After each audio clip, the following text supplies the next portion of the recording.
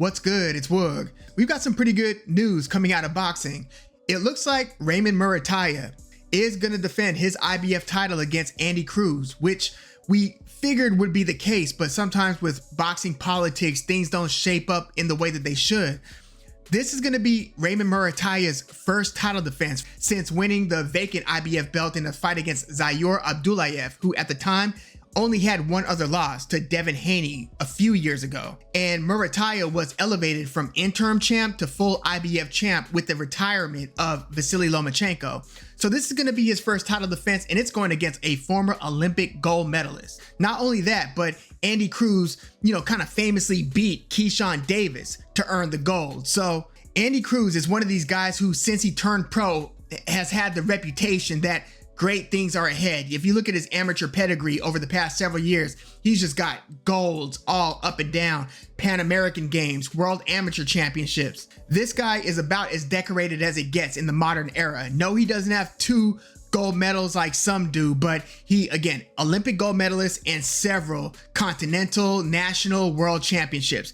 Andy Cruz, it came into the game with the reputation of somebody who is the real deal. And you could kind of see his career trajectory getting more and more exciting as he starts packing more of a punch rather than just being a sweet scientist. Now, Andy Cruz is a Cuban fighter. Sometimes Cubans are believed to have more of a back foot game and don't engage as much because they are so defensive oriented. You do see that to be the case in some cases, but Andy Cruz has kind of been mixing the tools, defense and getting on his front foot and going hunting. Andy Cruz, again, he is still relatively new, at least at a professional level, has not fought anyone the caliber of Raymond Muratalla and vice versa. Now, the news here is that Matchroom won the purse bid, which isn't too surprising because Muratalla is a top-ranked fighter. Andy Cruz is with Matchroom. Top Rank is still looking for a home. And by the way, I was thinking about this earlier today. Has there been a time period longer than we're experiencing right now where Top Rank has not had a true Top Rank fight card? Like, I wonder what the record is since Top Rank started, getting into gear and putting on big boxing fights decades ago. When was the last time they had this big a gap of inactivity as they've been searching for a new home for their fight cards? It's not looking great, and I really wonder what their promotional construct broadcasting wise is going to look like when all is said and done. We'll see, but right now Matchroom obviously has their relationship with DAZN, so presumably this Muratalla versus Andy Cruz fight is going to be on DAZN. And I was looking to see if there were any opening betting odds, and I don't see any odds yet, but I'd assume that the challenger, Andy Cruz, is going to be the favorite. He's got the bigger reputation, and Muratalla is one of these guys who kind of has to prove himself over time. Like, he wasn't a name that excited anyone before he was known. I mean, I know I first started paying attention when he knocked out Jeremiah Nakathila in the 2nd round. That's when I was first like, damn, who's this guy? And then a couple fights later, maybe 3 fights later, he beats Tevin Farmer in a competitive, but I thought somewhat clear decision. I thought that Muratalla beat Tevin Farmer slightly more convincingly than William Zepeda did in either of their 2 fights. And then 2 fights later is when Muratalla won the interim IBF title against Zayor Abdullayev. So Muratalla has been looking good, very impressive. He just hasn't, he's beaten pretty good names, certainly better names than Andy Cruz has beaten at this point, but I don't know if the boxing public is fully sold on Raymond Muratalla truly being an elite fighter. He's good, he's really good, but is he of that ilk that could be a long-time champion? Can he unify the title? Can he win titles in multiple divisions? How good is Raymond Muratalla? I don't think that most are convinced that he is of A- caliber, even though he is currently undefeated with a title.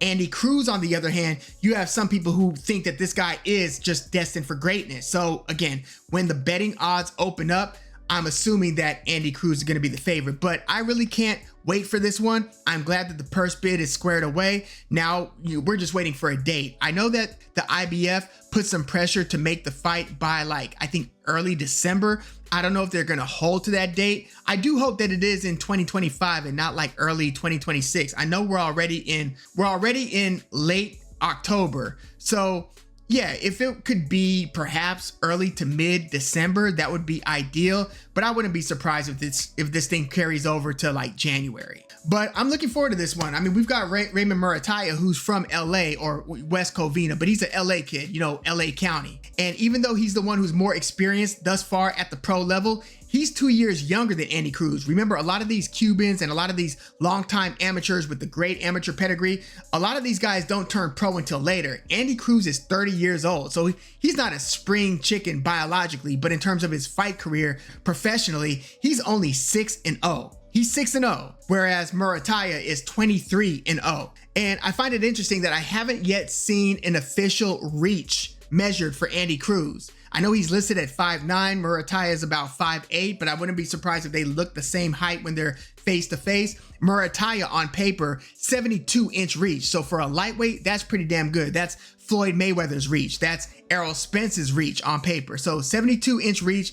Haven't seen it for Andy Cruz, but he seems to have pretty long arms. It at least appears that way when he's in the ring. And I would say that Andy Cruz's two best wins are probably Juan Carlos Burgos and Hironori Mishiro. So, you know, mid-tier, pretty good fighters, but again, not Tevin Farmer, not even Zaire Abdullayev, if you're asking my opinion. But look, I wouldn't be surprised.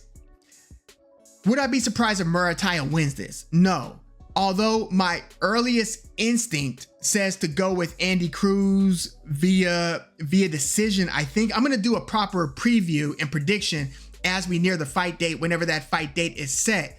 But my earliest thoughts when I think Muratalla versus Andy Cruz is, you know, Andy Cruz really does appear to be the goods defensively and offensively, and he's getting more aggressive in this early stage of his career. By the way, Andy Cruz also beat Antonio Moran, who gave Jermaine Ortiz a pretty good fight a couple years ago and who got knocked out badly by Devin Haney. So that might be one of Andy Cruz's best wins. Again, he's only fought 6 fights, but he's already stepping up to fight for the world title, the IBF belt, in the, I would say, pretty frustrating lightweight division, being that Tank Davis is still in it and he's about to fight Jake Paul. And it's just, I mean, we got Shakur Stevenson versus William Zepeda. That was awesome. I'm glad that we got that. But I still don't think that we see enough instances of, you know, the best fighting the best in this division over the past few years. I know that Floyd Schofield just knocked out Tevin Farmer in the first round, and Floyd Schofield's about to fight Jojo Diaz. So we'll see what happens with his fight scheduling if he beats Jojo Diaz going forward. But yeah, Raymond Muratalla versus Andy Cruz. This is a really good fight. This is one of those fights that, you know, boxing could use. Like, I know boxing is going to pick up again November, December, but boy, it's been a slog ever since Crawford Canelo. Like, I can't remember the last time boxing had this big of a gap of near inactivity. It's been pretty damn bad. And hopefully we don't experience that anytime soon. I hope that Riyadh season's takeover of boxing isn't what ultimately led to this gap to where we could expect more of those gaps. But I would like to see these promotions, especially when Top Rank gets a deal, to start putting on quality fight cards consistently instead of almost the only action being these fully loaded super cards. I like super cards, don't get me wrong, I love them.